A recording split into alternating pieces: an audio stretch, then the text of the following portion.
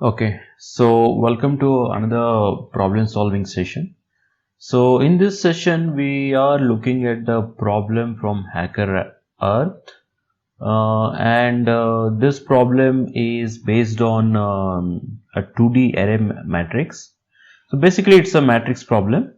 To be very quick, I'll explain the problem statement visually. So what this problem exactly is asking for is given a matrix which contains some n by m elements, so n rows and m columns.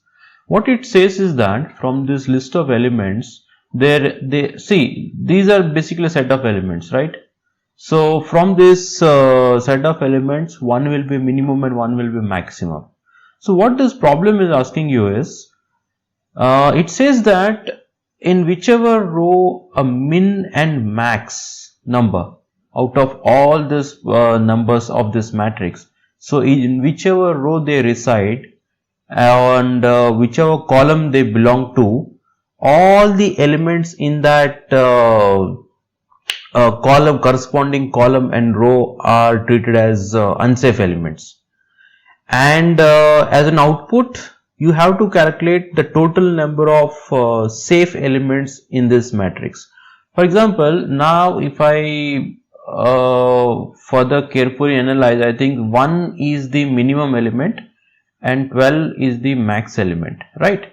So as per the problem description, the entire row and the entire column wherein this the max or min number is found, those are unsafe elements, right? So 12 being in this column 1 and row 3, all elements in this, like 8, 6, 12, 1, 2, they are unsafe elements. At the same time, if I consider the minimum element 1, all the elements in this row should be treated as unsafe, which is already by virtue of 12 being in that row. In addition to that, all the elements in this column where the 1 resides, the column number 2, they too become unsafe. So the overall remaining safe elements are this, which is 3 and 4. So total number of safe elements are 2 for this problem. So we are required to write a solution to a given input matrix which tells us how many elements in this matrix are totally unsafe. So that exactly is what the problem statement is asking you to calculate. So I'll not go into reading this problem statement. I've just given you what exactly the problem is expecting from you. So if I look at the input format, it is asking us to first read the test cases, and for each test case I get n and m given, and I need to read subsequent n lines consist of n space separated integers. So that's how I need to read the matrix. So the constraints are given, so I could have almost 1 lakh test cases, and I have this is also a constraint. So the total number of elements in a matrix would be max around 10 to the power of 5. 1e5 stands to the 10 to the power of 5, right? So almost 1 lakh. And you can see that any element in this matrix could be in this range, which is s of ij is nothing but the element at that location ith row and j column. So it could be in that range, right? So the sample example which we discussed is actually from this problem. So this is input test case 1, 3 rows, 3 columns. So these are the inputs, and the output is supposed to be the number of safe elements in this matrix. So we need to calculate or do that, and if you further go this, you will understand what exactly we are trying to solve in this. So to be very frank, this problem can be solved in a complexity of I think it can be solved in O of n times m. This can be solved in that. So what we'll quickly see what exactly the logic will be. So what we will do is, whenever we are given a matrix, assume that we are given a matrix. So we'll quickly discuss the solution and then we'll do that. For example, I'll take 8, 8, 2, I think 12, 2, 3 and 1, 4, 5. Some matrix will take that. So in order to calculate the safe elements, I need to find, first thing is I need to find which among these elements is the minimum and which among these elements is the max. So the first step would be to find min and max from this matrix, right? So that will do it. Okay, and it's not a big deal. You need to just traverse all the elements in this matrix, and while traversing it, you need to keep track of minimum and maximum, and you get a min and max. Once you get a min and max, you need to find the unsafe elements. So instead of finding unsafe elements, what we will do is we'll keep on tracking the unsafe rows and columns, right? The moment I find any unsafe row and unsafe column, so what row is called as unsafe row and unsafe column? A row or a column in which the minimum or the maximum number lies, right? For example, for this is the minimum number, so the entire row becomes unsafe and entire column becomes unsafe. So these values I need to store somewhere. So I need to find a data structure where I will be storing the unsafe rows and columns. I mean, all the elements in those unsafe rows and columns will be by default unsafe. And third, in the end, once I have this specific list of unsafe rows and unsafe columns, I will once again traverse each element. So I'll traverse this and I'll see if the ij of this number, maybe the I denotes the row and j denotes the column. If I and j happens to be the unsafe rows or unsafe columns, then I would discard. So I'll move to this location and I'll see if this happens, if this row and j happens to be inside unsafe rows and columns. If it happens, I would ignore. So somewhere in this, I will find I and j such that neither I belongs to list of unsafe rows nor j belongs to list of unsafe columns. So that's how we will do that, right? So keeping into track, I think here once again we need to, so here the purpose is to just maintain the elements of safe elements. Third step. So now if I analyze the complexity of this, finding min and max will take almost n by m scans, right? So finding this unsafe rows and columns, list of this would also take n by m times scan of all this matrix. And third, in this too is almost n by m scans. So overall it would be 3 times n by m scans. So that would turn out to be O of n times m. So we will write a solution and we'll see if that's been configured and accepted solution for this. If not, then we will see how we can optimize this. There is always a scope for optimization in terms of logic and in terms of programming the constructs which we use it, right? So another thing to take note of is to decide what kind of data structure we will use to keep this list of unsafe rows and columns. So it might look like we can use array, list and all that, but I think, see, whenever you maintain this list of unsafe rows and columns, you need to access this, right? So during this step 3, whenever I am traversing across this matrix, wherever I get I and j, so for each of this element it has its own say. I am checking if this I is in this or not, if this j is in this or not. So I ideally would expect this lookup to be O of 1. So I want this. That would be the most optimal way to check if this I and j are inside this list of rows and list of columns, right? So the best data structure for that would be set. I think set data structure or set container type in Python would be the best thing to store this list of unsafe rows and unsafe columns, so that every lookup is O of 1 and we still retain our n times m scans for this matrix, right? So I hope the logic is clear at this step. If not, you can comment in the this video. Okay, I think we should be fine. I think we have figured out the logic to work with, and then let us write the program for this. So I'll use Python. So let us write the solution for this. The first thing is I need to take int. I need to read the input, right? So let me see what exactly the input is asking for. T, and for each test case, right? So I need to read this. Okay, T I get, and then the next line are N and M, right? The next line are N and M, and after that I need to read N lines, and from whenever I am reading N lines, I think I need to do a split operation and use a map function to convert it into int. So let me also clear out that we're going to maintain the matrix in Python as a list of list, right? So basically, even if the matrix is, for example, let us consider this is a matrix 882, 1212 and 112. So if I want to store this matrix in Python, what I would use is I will basically use it as a list of lists. So this outer is a big list, and inside that I'm going to have a sub list with elements 8, 8, 2, right? So this would be the first row, and the second list would be the second row, and third would be the third row.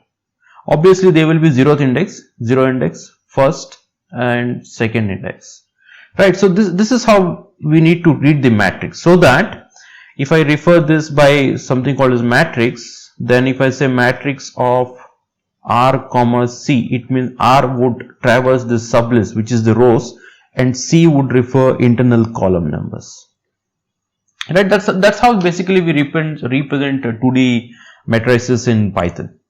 Fine. So after reading the input, I think the next is to iterate. If you look here, the T can be more than one. So for each of this test case, I need to read it. So let me do, so for I in range T, right? Okay. So for each T in that, I need to initialize a matrix which will be a list, and under that we'll be having a sublist, right? And we will read N comma M, which will be the next input. So we'll use map function int. I think this is a very popular way to read input, and we need to split by space because they are space separated, right? I think after that, once I get N and M, I need to read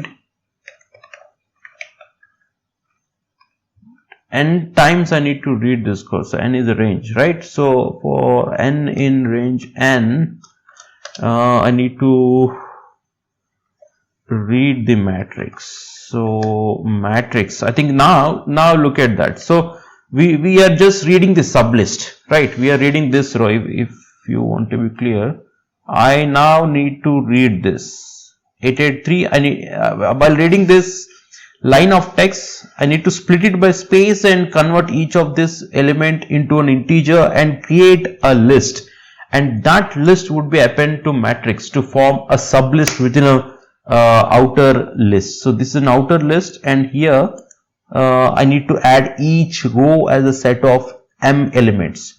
So I'll be calling here append, but I think here append would include a sublist, and let us use a list comprehension for element in map. I think we'll map this map int input dot split by space, right? I think yes. So we are done with that. So okay, then I think once we are done with that, so once we execute this for loop, here is where we need to write our code. The step one is to find min and max, and after finding min and max, then we will be scanning the list of unsafe rows, unsafe columns, and in the end we will iterate the matrix all at once to count the number of total safe element which this problem expects you to print. So let us define two variables, min I think we will set the min as the max possible element in that, and if I'm not wrong, I think the max possible element is 10 to the power of 5. I think we can easily make it as 1 lakhs. So this is the initialization just to make sure that we cover the edge cases. So max is equal to 1, right? So I'm setting it as the contrary to the maximum minimum value possible and maximum value possible, so that if there is any test case which tests us for the very corner case of this input, our program should work. So after that, I think we now need a conventional for loop, the very famous for loop which iterates across, outer iterates across rows, and the inner iterates across the columns, and M, I think this is a very famous for loop for iterating what do I say, matrix. So I think here we need to check if matrix of NM is, if I want to check if it is less than min, then min equal to, update this, right? Okay, and the same condition would go, but here we'll check for max, right? Then max is equal to, okay, so here we are done with finding max. So I think I'll just comment finding min and max. So we are done with finding min and max. I think now find unsafe rows and columns, right? So now we need to find our unsafe rows and columns. We again need to traverse the matrix, so we'll need this exact loop. So I'm just copy pasting them. Okay, so once we are within that, now I think we need to traverse that, and before we do it, we need a set. So let us call it unsafe rows. Let us call it unsafe rows is equal to, this will be specifically a set, and I hope we have just discussed why we are keeping it as a set, because I want O of one order of lookup, or else I would be making a lot of very compute intensive operations, which I am trying to avoid, right? Okay, so what are we supposed to do in this? I think for each element while we are traversing, we need to check if it is equal to minimum or maximum. If it is equal to minimum or maximum element which we have found here, after iterating across this block, if any element is equal to min and max, then we will mark that n and m as an unsafe row and column, right? So what we'll do, if we need this, if this element is equal to min, if it is equal to min, or if it is equal to max, if it is equal to max, then we add this unsafe underscore rows dot add to the rows, add m, and to the column add m for rows and m. I think we are done with that. So this loop now just traverses the entire matrix and identifies which rows and columns are unsafe. So once we are done with this, I think the last thing is to count the number of safe elements. So for that, let me declare a variable safe elements. So I'll set it to 0. After that, once again, as I said, we need to traverse that. So we need exactly same for loop. and inside this for loop, okay, I think once again I need to check. So what I need to check, so now while iterating for each and every element, what I just need to do is I need to check if the n is in unsafe rows or m is in unsafe rows, right? If it is, don't count it. If it is not, count the element as a safe element, right? So the first thing what I'll choose is if this n, if it is in this sets of list of, though I am calling as list, but it's like technically a set. If it is in this collection of unsafe row elements, if n in unsafe underscore, okay, no suggestions, unsafe underscore rows, if it is in this, it means that the element is unsafe. So continue next, right? If it is not, if it is, so discard the entire row and just continue, right? If the row is not unsafe, then I'll check for whether any of the column is unsafe. So now I'll iterate in column in range m, right? Remember this is, I think this code should go, I shouldn't enter inside. I think this code should go here, right? The moment you are about to scan the row column wise, before you check for column safety, first check the row, right? Because I hope you are getting that. So what we are trying to do here is, we are scanning the matrix in this way, right? This order and that. So the moment here itself, if I find this row is unsafe, no need to scan it, right? I need to just move it to other row. If you find the row is unsafe, then you can check whether any of this column is unsafe or not. That's what we are trying to write here. So that's why I took n in unsafe, then it is continue. After that, go for column, and here I need to check if m in unsafe columns. If it is, skip it, go to next column. If it is not, but still I think we will just do that. I don't think the condition necessary, but still, just to be sure, if the program doesn't compile, or if it some of our test cases fail, we'll revise this order. And m not in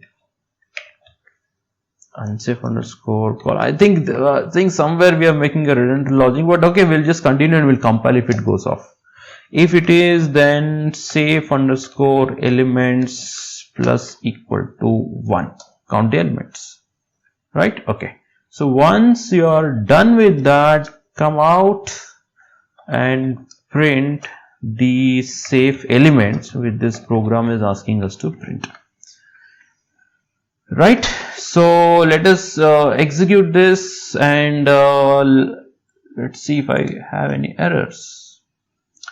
Okay, so we get a compilation error. What does it say? It says that invalid syntax. What is that? Okay. So as I said, do a do checking, only then you call it. I think I missed a colon there. Still any error? If n, I think once again, it's not in, not, it is not in. Okay, so I'm in a hurry to record this video, that's why I did it, but I recommend you to do a do syntax checking, because in a very competitive environment you are already under pressure, so it might affect. Okay, so at least the sample test cases have passed. Let me click and submit the code, and let's see if all our test cases pass. Okay, so yes, so we cleared all our test cases. What was the limit? I guess if I'm talking about, okay, time limit was 1 second. Fine, I think we were able to get this in 1 second. 0.5, 0.6, 0.5, 0.5, 0.7, 0.8. Okay, yeah. Yeah, so I hope you understood the problem, and if you have any questions on this, feel free to comment to this video. Fine. Yeah, that's it for this video. Thank you.